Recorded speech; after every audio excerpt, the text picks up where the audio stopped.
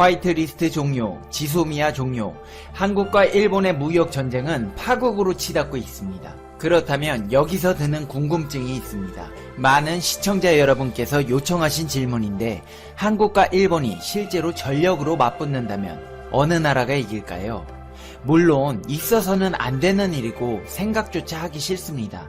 하지만 국제관계에서는 약육강식의 법칙이 존재하고 도발을 억제하기 위해서는 언제나 강한 전력을 유지해야 합니다. 두 나라 중 어느 나라가 더 강한지, 그리고 유사시 시뮬레이션, 주한미군 사령관의 객관적인 평가까지 팩트 맛집, 팩트 폭격기 페페TV에서 팩트로 제대로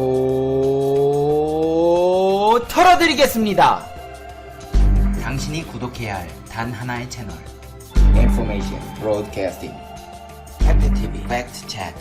미군 사령관은 인터뷰에서 이렇게 말했습니다. 한국과 일본이 맞붙게 된다면 한국이 100% 이길 것이다. 네? 이거 진짜예요? 솔직히 이건 저도 잘 믿지 못하겠습니다. 거짓말 같아요. 왜냐하면 한국은 일본에게 지배당한 적도 있고 일본이 그래도 아직까지는 더 세지 않을까요?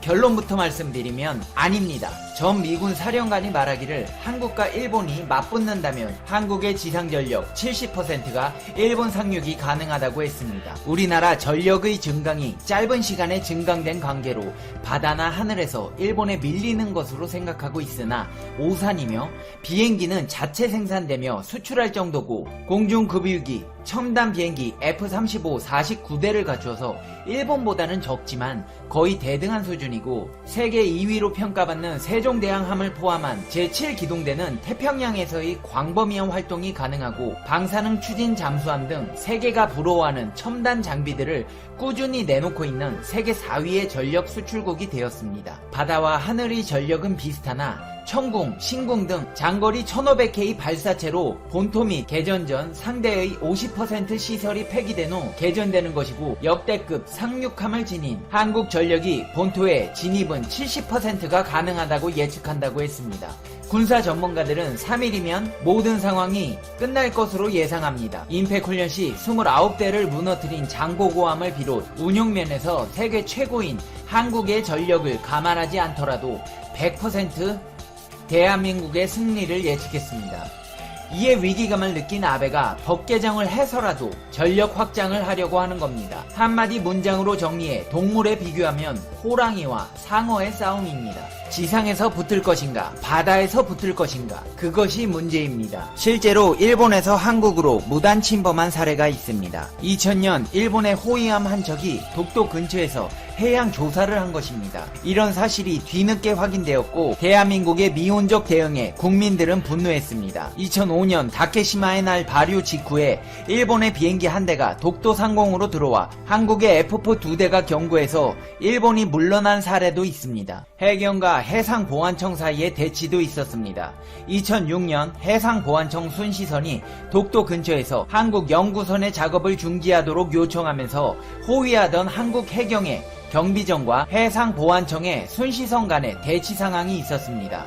한동안 대치하던 두 함정은 무력 충돌 없이 일본 순시선이 물러남으로써 끝났습니다. 당시 관방장관이던 아베는 노 대통령이 사망한 다음 해인 2010년에 노무현 대통령이 직접 사격 명령을 내렸다고 말했습니다. 아베 총리의 발언은 노 대통령이 비밀리에 위에 사격 명령을 내렸다고 하는데 비밀리에 사격 명령을 내린 걸 당시 관방장관이던 아베만 혼자 아는지 의심스럽습니다. 해상보안청은 평시에 해상보안청 장관이 보고받고 유사시에 방위 대신 총괄하기 때문입니다. 이는 한일 양국에서 유일한 출처가 아베의 말뿐인지라 교차 검증이 되지 않습니다.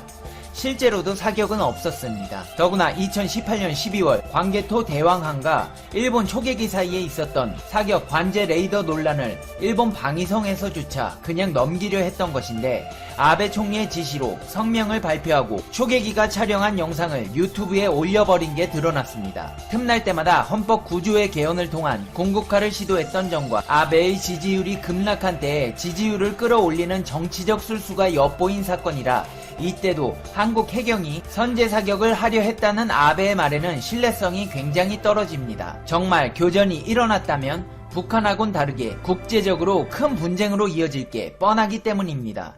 이는 독도가 분쟁 지역으로 번지지 않도록 수십 년간 취해온 한국 정부의 전략과도 위배됩니다. 그리고 이 사건이 있었을 때 마이즈루 호위대군 함정들이 대규모로 집결해 있었습니다. 같은 해 대레이더를 탑재한 일본의 F4가 독도 근처를 침범했고 한국은 도입한 지 얼마 안 된 F-15K를 출격시켜 물러나게 했습니다. 우리나라가 E-737 같은 조기 경보 통제기가 없었을 때 독도의 레이더로 일본을 감시했습니다.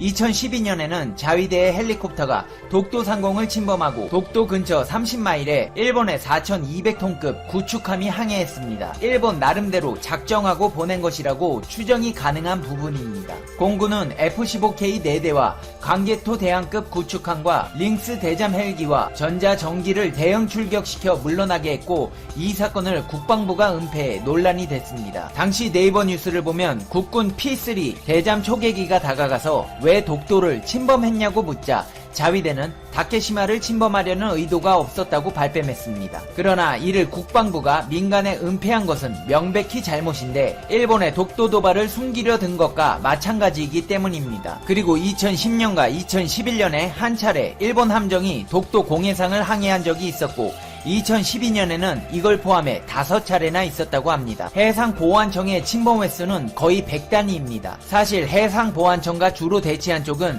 대한민국 해양경찰청입니다. 이것이 제대로 촉발된 게 신풍호 사건입니다. 일본의 배타적 경제 수역을 침범했다는 이유로 한국 어선인 신풍호를 납포해 가려던 해상보안청 순시선과 이에 달려온 해양경찰청 경비함이 신풍호를 두고 39시간 동안 대치했던 사건입니다. 외교 갈등으로 비화됐지만 결국 해상보안청이 교섭 끝에 물러나는 것으로 일단락되었습니다. 이 사건 이후로도 해양경찰청과 해상보안청은 독도 인근 해상에서 심심찮게 대치했습니다. 이렇게만 보면 단 몇 건이지만 해상보안청 측 순시선이 침범한 사례만도 수천 건에 달하는 것으로 추측되고 있습니다. 2017년 홍익태 해경본부장의 인터뷰를 보면 일본 순시선은 연 100회 사흘에 한 번꼴로 독도를 침범했습니다. 2013년 기사와 비교했을 때 일본의 도발이 조금도 줄어들지 않았음을 알 수 있습니다. 1년에 평균 약 100회면 10년이면 약 1000회이고 해방 후부터 일본의 독도 침범이 계속되어 온 것을 생각해보면 일본의 침범 횟수는 훨씬 더 늘어납니다. 이렇듯 일본의 독도 도발이 심화됨에 따라 독도 주둔 계획과 정기적 독도 방어 훈련이 더욱 강화되고 있습니다. 그렇다면 일본의 약점은 무엇일까요? 일본의 다카이 정 교관은 일본 정치가들은 세계 유수 규모의 방위비를 지출하고 첨단 장비를 보유한 일본의 전력은 세계 인류라고 믿고 있다면서 그러나 상대적으로 일본의 통합 방위태세는 미비한 구석이 많다고 했습니다. 한국이 작전 기지를 둔 제주도와 1의 대수의 거리에 있는 고토열도 그리고 스시마를 지원하는 이키섬은 무방비 상태라고 했습니다. 즉 사정거리 약 120km의 제5대함 연대는 북규슈 연안으로부터 스시마 동쪽 해역에 걸쳐 제어가 가능합니다. 하지만 구마모토의 캔쿤 주둔지에 상주해 있기 때문에 즉각적으로 배치될 수 없는 한계를 지니고 있다는 것입니다. 유사시 한국과 붙을 경우 육상 전력도 규슈와 오키나와 본토에 걸쳐 분산되어 있습니다. 다카이 정 교관은 호위함과 잠수함은 한국 전력보다 질적으로 우세하다고는 하나 대비태세가 불리하다며 장대한 12의 각 기지에 분산되어 있는 별도의 해역의 바다 임무를 수행 중이어서 전장 해역으로 집중해 투입하기에는 상당한 시간이 소요된다고 했습니다. 한국의 비행기보다 능력의 우위에 있다고 평가되는 F-15J도 일본 열도 각지에 분산돼 붙게 되면 한 곳으로 모이기가 어려울 가능성이 크다고 지적하고 있습니다. 이 정도면 한국과 일본이 붙어볼만 하다는 생각이 드시나요? 아무리 한일 양국 간의 국민 감정이 안 좋아도 양국의 정상들이 그렇게까지 바보는 아닙니다. 뒤에 따라올 결과가 너무 끔찍하기 때문입니다. 한국은 해상 봉쇄 수준까지는 아니지만 무역로에 큰 타격을 입을 것은 뻔한 일이고 일본은 규슈와 혼슈 서부가 직접적으로 피해당할 것은 자명한 일입니다. 어느 쪽이든 둘 다 손해보는 건 마찬가지입니다. 이겨봤자 손해가 막심하다는 겁니다. 물론 일본은 20세기에 중국, 미국과 맞붙었던 적이 있습니다. 하지만 당시의 일본 제국과 지금의 일본은 재반 사정부터가 다릅니다. 당장 당시의 일본보다 걸려있는 게 너무 큰 상황이다 보니 그때와는 달리 손해가 더 클 것임이 분명하기 때문입니다.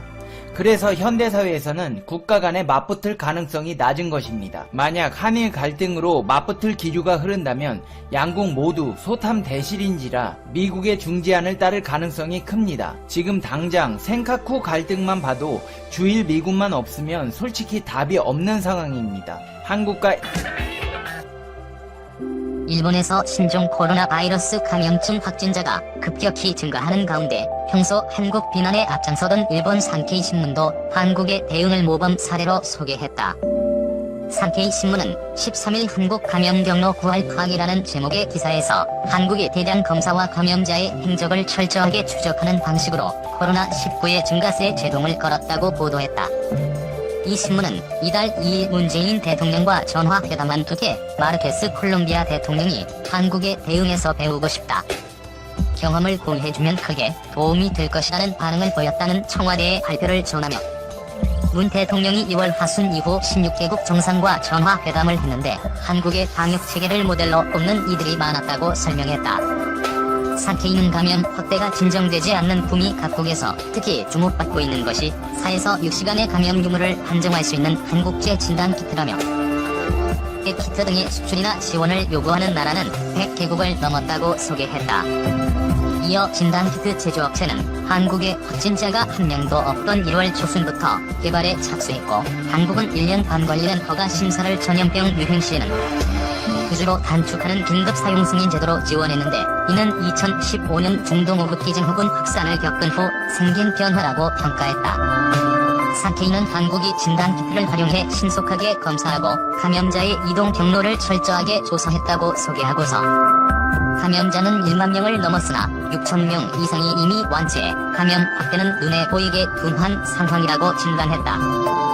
신문은 대구에서 감염이 확산할 때 감염 의심자의 자택 등이 있는 곳을 찾아간 검진팀이 이동 검진을 하는 등 본격적인 검사를 하는 것이 한국의 특징이라고 평가했다. 드라이브스루 검사가 화제가 되면서 각국이 도입한 사실이나 최근에는 워크스루 검사 방식까지 도입한 것도 함께 소개했다. 감염 확산 초기에 병상이 부족해 자택에서 대기하던 환자가 사망한 후 당국이 중증 환자와 경증 환자를 구분해 대응하는 시스템을 고안했다고 신문은 덧붙였다. 이달 13일 아사히 신문은 한국이 검사, 추적, 치료를 충실하게 한 결과 의료 붕괴 상황을 막았다며 한국의 코로나19 대응에 관해 보도한 바 있다. 이 신문은 보건당국이 카드 사용 기록과 휴대전화의 위치정보 시스템 기록 등을 활용해 10분 이내에 감염자의 이동 경로를 특정할 수 있게 됐다고 전했다.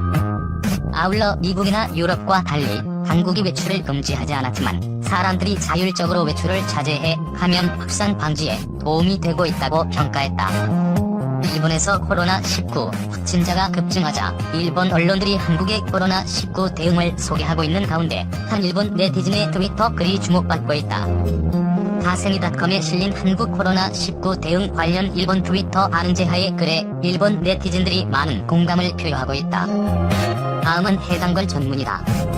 어제부턴가 한국에서 나라로부터 보내온 음식과 생활용품 트위터가 돌아다니길래 그냥 좋네 라고 생각했는데 방금 이건 배급이잖아 라는 의견이 나왔다. 아니 부럽지 않은 거야? 정말 한국에서는 자가격리용 생활용품 팩이 보내진다는 걸 봤는데 정말 일본인이라는 사실에 너무 슬픈 나날이네요. 이런 증상으로 자가격리는 너무하잖아. 혼자 사는데 증상이 나타나면 어느 정도 비축분이 없으면 먹는 것도 마시는 것도 마음대로 못해. 한국에서는 자가격리자에게 생활용품 키트 보내준다지. 검사 장벽도 높고 경증자용 병상 확보나 이런 케어도 없다는 게 불안하다. 마스크가 없는 것보다 한국은 압도적인 검사로 감염자를 격리, 중증 환자 치료를 집중할 수도 있도록 감염자를 사분류, 병원은 최중증, 중증, 중등증을 수용, 경증자는 생활치료센터에 격리, 검사는 거국적으로 계속 받게 해서 양성이 나오면 증상에 맞춰 격리시설로 안내받고 음성인 격리자에게는 충분한 식료품과 생활용품이 나라에서 지급받는구나. 한국이 부럽다. 과연 아미 모임은 이런 시기에서는 무섭다. 그나저나 도쿄 말고도 오사카에서도 외출 자제인 거지? 금지는 법률 때문에 안 되는 것 같고 그럼 바로 감염법으로 외출 금지, 벌칙 규정 만들면 되잖아? 그냥 한국처럼 생활용품 보내던가. 준비 안 되어 있지? 아니란 일본이니까. 한국 정보. 외출 금지는 없다. 의료 붕괴는 없다. 사저기도 없다. 마스크는 나라가 지정한 날에 살 수 있다. 원격 근무는 그다지 많지 않다. 정보 공개는 제대로 되기 때문에 국민의 불안감은 없다. 나라로부터 투주분의 식료품, 생활용품이 각 가정에 배급된다. 각국으로부터 문의가 쇄도. 한국에서는 경증으로 자가격리하는 경우 나라에서 생활용품이나 식사 지원이 온다고 한다. 전 국민에게 100만 원 정도 현금 지금도 있다. 한 걸음도 밖에 나오지 마라. 생활은 지원해 줄 테니까. 참고로 한국 국가 예산은 도쿄도 국가 예산보다 적다. 일본 정부는 못하는 게 아니라 하고 싶지 않은 것뿐이다. 다른 나라는 한국의 검사 능력과 의료기기 지원을 요청받아 협력을 약속하고 한국은 그 나라에 체류하는 한국인 보호를 요청하고 협력을 얻는다. 한국의 방식으로는 의료 붕괴를 불러온다는 소리를 해왔지만 결과를 보면 자국민을 지키는 것과 연결된다. 아베 수상의 가족이 몇 명이든 1세대당 300만원의 비판 쇄도. 수입 5할이 감소가 조건, 귀찮은 신고제, 벌칙까지. 한편 대기업에는 1조 원 출자 일본 정책 투자은행을 활용하여 출자한 나라를 좀먹는 아베 부인 독재 세상 모르는 도련님과 그 추종자들. 국민을 위해서가 아닌 자신의 지지자를 위해 정치. 아베 정권은 1원도 현금 지급하지 않겠다고 정한 모양인데 다른 나라는 생활 지원에 세금을 잘 쓰고 있다. 1400만 세대에 최대 100만원 가까운 현금 지급을 하는 한국. 대체 일본은 이웃 분단 국가로부터 얼마나 멀어지려는 생각이야? 정말 유감이지만 아베 씨와 한국의 문 대통령을 비교하자니 문